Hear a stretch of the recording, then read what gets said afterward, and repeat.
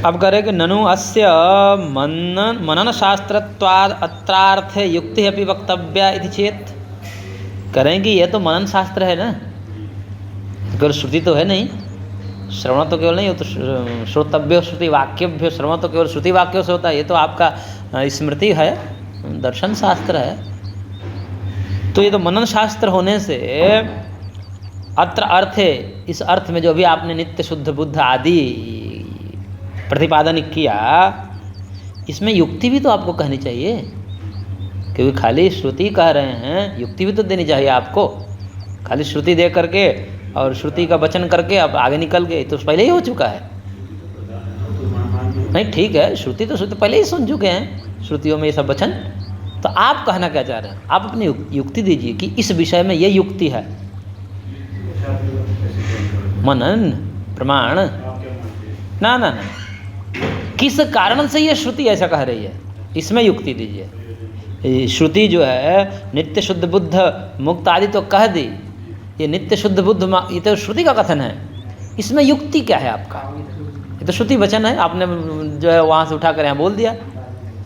तो पूर्व पक्ष है, ये पूर्व पक्ष कह रहा है कि ये तो आपका मनन शास्त्र है ना, श्रवण शास्त्र तो है नहीं, श्रवण तो श्रुति वाक्यों के द्वारा होता है, श्रुति से ही श्रवण हो गया है। ये तो आपका मनन शास्त्र है, मनन में युक्तियाँ चलती है, तर्क प्रमाण चलते हैं, प्रमाणों के माध्यम से, तर्क के माध्यम से आपको समझाना होता है। तो मनन शास्त्र होने से इस अर्थ में युक्ति अब ये वक्तव्य, युक्ति भी आपको कहनी चाहिए, किस युक्ति से नित्य शुद्ध बुद्ध मुक्त ये स्वभाव है आत्मा का, और किस कारण से पारमार्थिक बंधन नहीं है, अपारमार्थिक बंधन है, इसमें युक्ति भी तो देना चाहिए। वक्तव्या इति चेत, ऐसा कोई कहे तो कह रहे हैं सिद्धांत सत्यम, आपका कहना ठीक है, ठीक कह रहे हो आप, हमें युक्ति देनी चाहिए। तो कह रहे कि दे दिया है, आप ध्यान नहीं दिएगा सूत्र में सूत्र में युक्ति भी हमने दी है, क्या? न तद्योगस्तद्योगादृते इति अनेन नित्य शुद्धत्वाद युक्ति अपि युक्तैव। करेगा हमने ये भी कहा ना, तद न तद्योगस्तद्योगादृते, इस वचन के द्वारा नित्य शुद्धत्वादि में हमने युक्ति को भी कह ही दिया है, आपने ध्यान नहीं दिया। आत्मा का नित्य शुद्ध बुद्ध मुक्त स्वभाव है, वो नित्य पुण्य पाप से रहित है, नित्य चैतन्य स्वभाव वाला है और नित्य सुख दुख आदि से रहित है।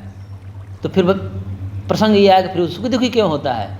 तो कह रहे हैं कि ये जो हमने कहा ना, तद्योगस्तद्योगादृते, उसके योग के बिना, प्रकृति के योग के बिना दुख का योग नहीं होता है। यानी कि प्रकृति का योग ही आत्मा के अपारमार्थिक बंधन में हेतु है।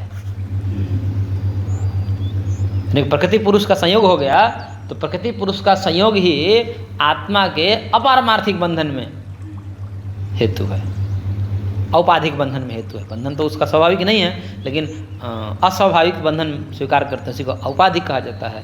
तो औपाधिक बंधन में हेतु को क्या कहा? संयोग ही कारण है, इस संयोग के कारण ऐसा होता है।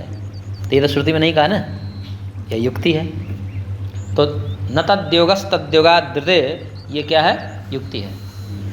किस कारण से नित्य शुद्ध बुद्ध मुक्त स्वभाव वाला आत्मा सुख दुख में आ जाता है? तो कह रहे हैं कि योग के द्वारा। किसके योग के द्वारा? प्रकृति के योग के द्वारा। प्रकृति का संयोग हो गया और प्रकृति के संयोग हो जाने से उसमें कुछ देर के लिए सुख दुख आदि का भ्रम होने लगा।